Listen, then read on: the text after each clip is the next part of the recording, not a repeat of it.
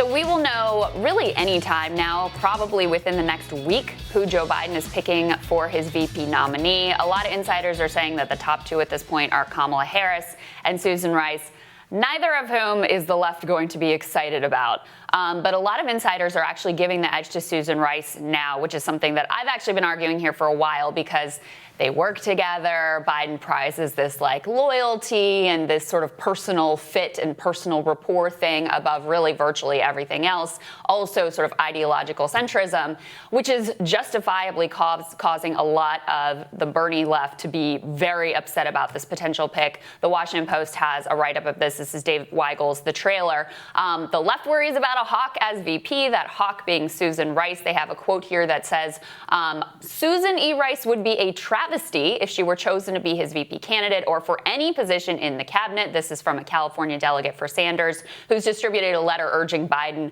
not to back Rice as VP. She pushed for every war against Iraq, Libya, Yemen. She has left a trail of carnage in her wake. Elevating her would be a death wish for the Democratic Party, Emily.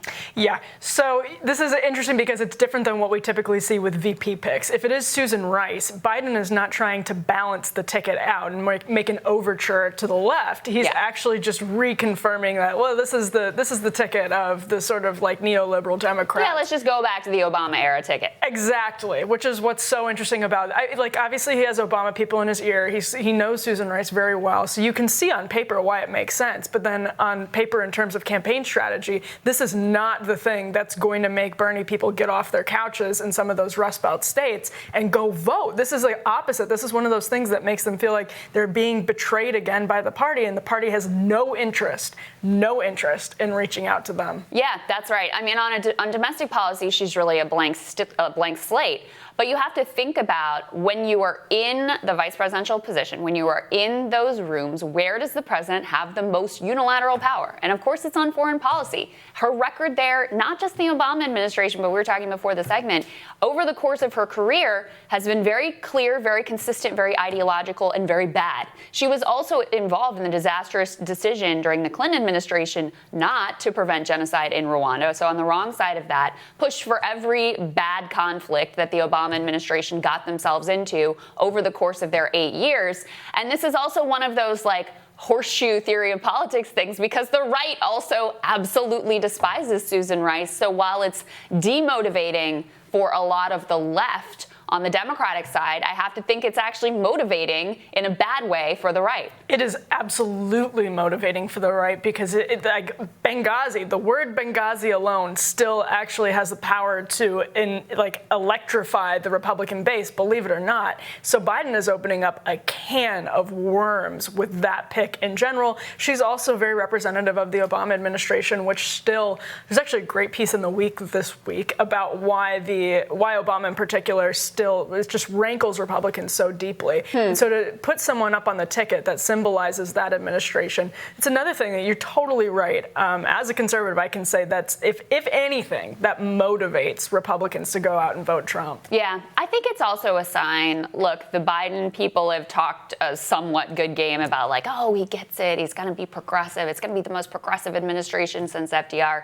Even Bernie went out and said, like, this could be the most progressive administration since FDR. There is zero evidence of that, zero evidence of it. And I think about like, you know, there were some progressives who were pushing for Elizabeth Warren to be VP, which was a possibility I never thought was realistic because there was no way that the donors were going to be comfortable with Elizabeth Warren, even though she's abandoned like every progressive principle she ever held to try to throw herself at a potential Biden administration to be VP or Treasury Secretary. Like none of that is going to happen. They're not going to staff the administration with anyone from the Bernie left. Even the unity task forces, you know, they moved a little bit on climate change. They moved a little bit here and there. Those are words on a paper. We'll see where their actual priorities lie. In terms of any sort of serious indications that they care about the Bernie left and healing, unifying the party, something that they love to talk about over there on the neoliberal side, there is absolutely zero evidence of that.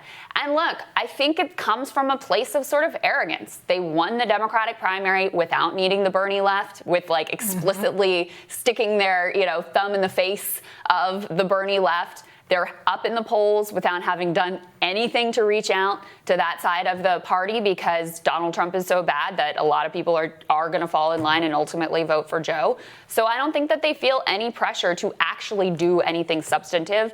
And this move, if you pick Susan Rice as VP, not that any of the VP contenders are like that exciting to me, but if you pick Susan Rice or frankly you pick Kamala Harris, it really is another sort of FU to the Bernie left. And I don't even just think it's the Bernie left. I mean, I think when you're talking about Joe Biden, this is somebody who's so centrist in terms of his legacy, and not necessarily his platform, but in terms of his legacy, that like it's not just the Bernie left, it's actually just the left. I mean, it's just the progressive left. True. It's not even like the Democratic Socialist faction of the left, just the left. And here's something interesting, actually. I do wonder if Susan Rice being on the ticket is what helps Democrats take back the Senate, because Susan Rice is from Maine, and that is an absolutely critical race. And so I actually wonder if that's factoring into this decision. It's still, very symbolic of what you're saying, that if there are whispers that, Biden is just a puppet and he'll staff his administration with, leftists, authentic leftists, this is a very glaring symbol that he won't to Bernie supporters and everyone around the country. But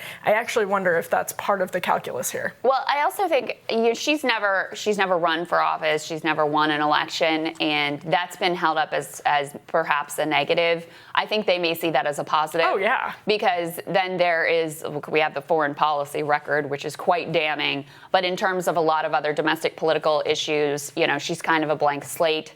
Whereas someone who has run for elected office, who's held elected office, who's taken a lot of votes, there's always a lot there that you can work with. I really don't know that they're thinking about the electoral impacts whatsoever. I think they're feeling very confident right now. So they don't feel like they need to win over really. I mean, she doesn't bring any electoral group there's zero electoral group that she brings to the table. But you could kind of say that about all of the people who have been floated as potential VP contenders. I don't see that any of them really brings an electoral benefit to the table. So I don't know. I think Biden is overwhelmingly favored to win at this point. I think President Trump has basically put himself in a disastrous position where it'll be very hard to come back. But these types of moves are what allow Trump to stay in the game here and have a shot to make it close coming to Election Day. Yeah, and I think Biden is frankly worried that he's going to get hammered on foreign policy. And it's funny that he would then pick Susan Rice to back him up, who's entrenched. I mean, you mentioned going back to 1993, but also she's just like entrenched in the left's wrong side of foreign policy, right? Like going back decades. So there's a lot of stuff that can be picked apart. And oddly, I mean, I think China is going to be an ascendant issue in this campaign. And maybe the Biden campaign doesn't realize that, even though Trump is running ads calling him Beijing Biden or whatever it is. Susan Rice was part of the Obama administration's China foreign policy. This is not going to be helpful. So I actually really don't understand it, other than having a woman of color on the ticket. And I think that's, at the end of the day, what it comes down to, and the fact that Biden knows and trusts her from their perspective. And let's be clear, in the Democratic primary, Kamala Harris ran, a woman of color. There was this really lazy assumption that people of color would just back her, or Cory Booker, right? Just because of, and it was not what happened. That's not what happened at all. People of color overwhelmingly backed Joe Biden and Bernie Sanders because there was a sort of generational split between, we want the guy who's just going to win and we trust him because he was there by Obama's side for 8 years, and from a younger generation that said, no, we're looking at the policy, we need a more transformational approach, and they were with Bernie Sanders. So this lazy thinking of, if we put a black woman on the ticket, that's automatically going to excite the black community. I mean, it's really a fairly racist way of thinking that it's just like this monolith and they're just going to fall in line because they see someone who shares an identity trait with them. So I've always disagreed with that approach to thinking about all of this. But, I think ultimately, if coronavirus is still raging out of control, if Trump is still doing the insane and terrible things and not able to handle it, I mean, right now he's down at his vacation home while congressional leaders are failing to come to a deal and millions of people are facing eviction. If he continues down that path, it really doesn't matter who Joe Biden picks, he's going to be the next president.